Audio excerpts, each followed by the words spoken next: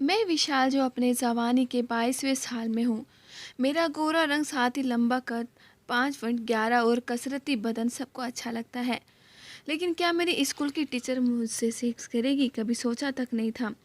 6 महीने पहले मैंने गोरखपुर से दिल्ली जाने के लिए एक्सप्रेस ट्रेन में टिकट लिया तो मेरी टिकट दिखते वातानुकूलित डिब्बे में थी और देर रात के 12-15 बजे में गोरखपुर जंक्शन पर वो ट्रेन आ गई थी।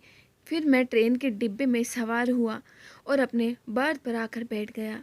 4 बर्थ की कूप में मैं अकेला बैठा था कि तभी एक 40-42 साल की औरत आई और उसके साथ एक लड़का था जिसने एक बैग था। तो मैं भी अपने बर्थ पर चादर लगाने लगा। उसी महिला के झुकने से उसकी बड़ी बड़ी चूंटियां ब्लाउज से बाहर निकल रही थी। मैंने उसको एक नज़र देखा और दोनों की नज़रें ही टकरा गई। फिर वो अपने बर्थ पर बैठकर मुझे देखकर बोली, औरत, तुम सेक्रेटरी स्कूल में पढ़ते थे? मैंने उनको ध्यान से देखा और बोला, जी आप कल्पना? उन्होंने, मैडम है ना? वो मुस्कुराई और बोली, चलो पहचान तो लिया, किधर जा रहे हो? मैं दिल्ली में छोटे अंकल रहते हैं, वहीं जा रहा हूँ।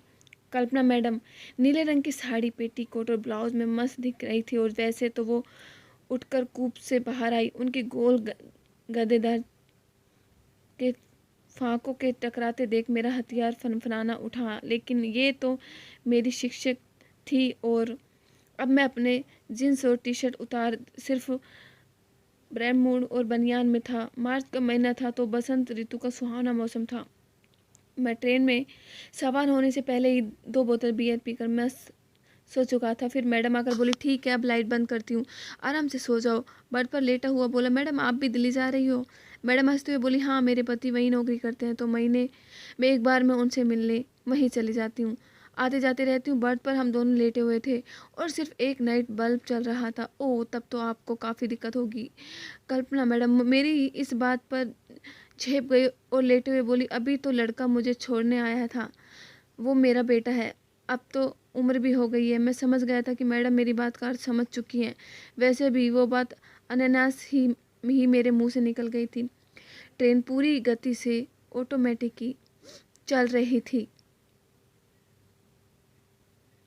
फिर कुछ देर बाद टीटी ने आकर हम दोनों का टिकट चेक किया और हम दोनों लेटने की बजाय बैठे हुए थे तो मैडम बोली, इधर आकर बैठो। कुछ समझ नहीं पाया और उनके बगल में जाकर मैं बैठ गया। फिर उन्होंने झट से अपनी बाहों मेरे कंधे में डालकर मुझे असमंजस में डाल दिया। मैडम बोली, तू जवान हो चुका है तो ज़रा तेरी जवानी का प्रमाण तो मिले। ये सुन के मेरे उनके चेहरे पर चुभन दे दिया और बोला, मैं कल्पना मैडम जवान तो हूँ लेकिन आप देखकर समझ लीजिए मैं प्रमाण कैसे करूँ? और ये कहते साथ ही मैडम ने मेरी जांघ पर अपना हाथ रखकर मुझे टच करने लगी। फिर मेरे हाथ उनकी पीठ को सहला रहे थे। मैडम के गोल और गुदबदाकार नितंब का एहसास जांघ पर मुझे मज़ा देने लगा। हमारे कूप का पर्दा भी लग गया था।